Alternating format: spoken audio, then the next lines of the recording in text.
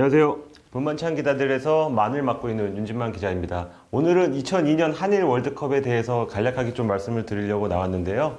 17년도 벌써 더 됐죠. 2002년 한일 월드컵이 끝난 지가 꽤 됐는데 최근에 다시 몇몇 축구인 입에 좀 오르내리고 있습니다. 그거를 저는 주목을 했고요. 이 코로나19 사태로 축구가 약간 멈춰버린 상황에서 이 여러 매체들이 과거를 재조명하는 그런 콘텐츠를 지금 올리고 있거든요. 그 과정에서 일부 선수들이, 외국에 있는 선수들이 2002년 한일 월드컵 대회를 자연스럽게 떠올리고 있습니다. 이 아르헨티나 출신의 하베르 사네티 같은 경우, 현재 인터밀란 부회장이죠. 이 사네티 같은 경우에는 경력 최악의 순간 중에 하나로 2002년 월드컵을 꼽았어요. 그건 이제 아르헨티나가 우승 후보로 꼽혔는데 조별리그에서 광탈했기 때문인데요. 이것과는 반대로 스페인과 이탈리아 선수들은 어떤 셀프 비판보다는 타겟을 정해두고 약간 화풀이하는 듯한 그런 느낌을 주고 있습니다. 이 스페인 출신 미드필더죠. 지금 파리 생제르맹에서 뛰는 안데르 에레라 같은 경우에는 4월 10일이었습니다. 자택에서 TV로 한일 월드컵 한국 스페인전을 보고 있다가 뜬금없이 축구 역사상 가장 큰 도둑질이라는 그런 코멘트를 남깁니다. 이 얘기는 좀 이따 다시 말씀을 드리고요. 그리고 그 앞서서 3월에 공개된 넷플릭스 다큐멘터리에서는 사비 에르난데스, 바르셀로나 출신으로 지금 알사드에서 감독을 하고 있는데 이 사비가 2002년 월드컵 당시 심판이 매우 불공정했다. 고 말하는 장면이 나옵니다. 또 심판이 의미 없이 동전 던지기를 2번 했다. 이런 장면을, 이런 얘기를 하면서 뭔가 심판 판정이 약간 불공정했다는 그런 그 뉘앙스를 풍겼습니다. 이번에 좀 이탈리아로 가보겠습니다. 레전드 수비수죠. 파올로 말디니가 지난 23일이었어요. 이탈리아 대표팀 동료였던 크리스티안 비에리와 약간 인스타그램 라이브로 대화를 나누는데요. 이때 2002년 월드컵이 화두로 떠올라요. 여기서 했던 말 좀 요약하면 내가 마지막으로 출전한 국제대회가 한국에서 열린 2002년 월드컵이다. 여기서 말하는 그들은 한국인 것 같습니다. 그들은 경기 전 우리의 스타디움 진입을 저지했다. 입장할 수가 있는 출입증을 잊어버리고 왔다는 이유에서다. 이건 어떻게 보면 당연한 거죠. 입장증, 출입증이 없으면 못 들어온 건 당연한 건데 뭔가 이 주최 측, 그때 개최국이 한국이었잖아요. 주최 측에서 그 이탈리아의 어떤 그 스텝을 꼬이게 하기 위해서 했다는 행동처럼 그렇게 말을 했고요. 또 말디니 같은 경우는 2008년 10월에도 좀 비슷한 얘기를 했어요. 이때 좀 더 직접적으로 다시 뛰고 싶은 경기를 꼽으라면 2002년 월드컵 한국전이다.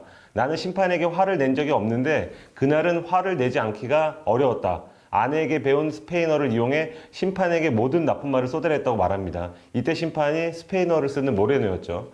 아주 일부만 소개해드린 건데 2002년 월드컵 이후에 현재까지 자료를 살펴보면 스페인, 특히 이탈리아 두 국가에 있는 축구인들, 팬들이 그 월드컵, 그 경기에 대해서 엄청나게 비판을 많이 쏟아내는 그 자료를 찾을 수 있습니다.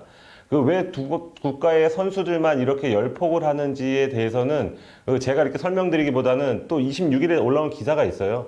축구 전문지 포포트가 소개한 올타임 최악의 판정 30선이라는 기사가 있는데 이게 약간 포포트 자체적으로 선정한 거여서 공신력이 있다고 보기는 어렵지만 그래도 여기 30선에 한일 월드컵 한국과 이탈리아전 그리고 한국과 스페인전이 모두 나옵니다. 제가 좀 이렇게 찾아봤더니 이 30선에 들어간 그 판정 중에는 마라도나의 신의 손, 그리고 옥슬레이드 체인벌린 대신 깁스를 퇴장시킨 마리노 주심, 이런 장면들이 있는데 그 정도로 좀 비중 있는 좀 최악의 판정으로 본 거죠. 예를 들면서 이탈리아전 같은 경우는 가벼운 파울로 한국에 페널티를 줬다. 황선홍의 파울에 퇴장이 아닌 경고를 줬다.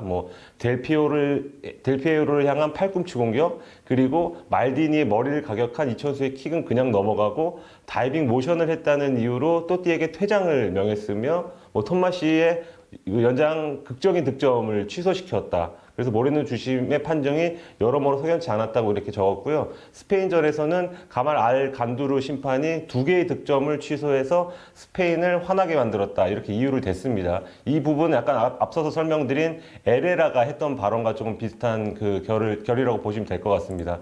이런 말을 접한 국내 팬들의 반응은 대략 이런 것 같아요. 그래. 스페인전은 약간의 오심이 있었다. 인정. 하지만 이탈리아는 왜 이렇게 난리를 떠냐. 실력 대 실력으로 이기지 않았냐. 안정환의 골을 막았어야지. 말디니야. 이렇게 반응을 좀 보이는 것 같아요.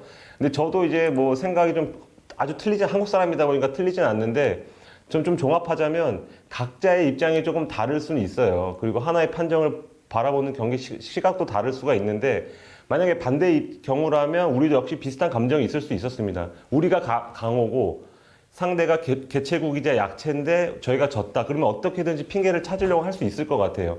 하지만 뭐 도둑질이라던가 뭐 판정이 불공정했다. 뭔가 이 주최 측에서 뭔가 승부를 조작했다는 뉘앙스를 풍기는 발언 같은 건 좀 지나치다고 생각해요.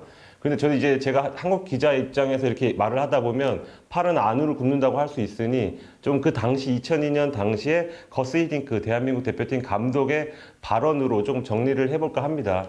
그 예를 들면 이제 거스 히딩크 감독이 에레라, 사비, 말디니에게 이렇게 얘기합니다. 스페인전 첫 골 장면은 논란의 여지가 있다. 하지만 그들은 경험이 부족한 우리 수비수들을 상대로 완벽한 득점 기회를 만들고도 골을 넣지 못했다. 심판 판정을 이야기하기에 앞서 왜 골을 못 넣은지부터 반성해라. 심판 판정에 대해서는 우리도 할 말이 있다. 얘기해 볼까? 이탈리아의 비에리는 김태형의 코뼈를 주저앉혔다. 스페인 선수들에게 발목을 걷어차인 김남일은 뛰지 못하게 됐다. 당연히 그들은 퇴장당해야 했지만 경기를 끝까지 뛰었다. 판정은 심판들의 문제다. 나는 그들이 감정적으로 대응하는 것을 이해하지 못하겠다. 강팀이 약팀에게 패했으면 당연히 자신을 먼저 돌아봐야 한다. 이렇게 얘기를 했습니다. 그리고 뭐 제프 플래터 피파 당시 회장부터 뭐 여러 언론에서도 한국이 실력으로 승리하고 8강, 4강까지 올라갔다고 그런 보도도 하고 그런 발언도 많이 했던 만큼 판정에 대해서는 지금까지 계속 얘기가 되고 있는 거는 저로서는 조금 불편한 감이 있어서 이번 주제를 준비를 했습니다. 잘 들으셨다면 의견을 댓글로 남겨주시고요. 다음엔 더 재밌는 기사로 찾아뵙겠습니다. 감사합니다.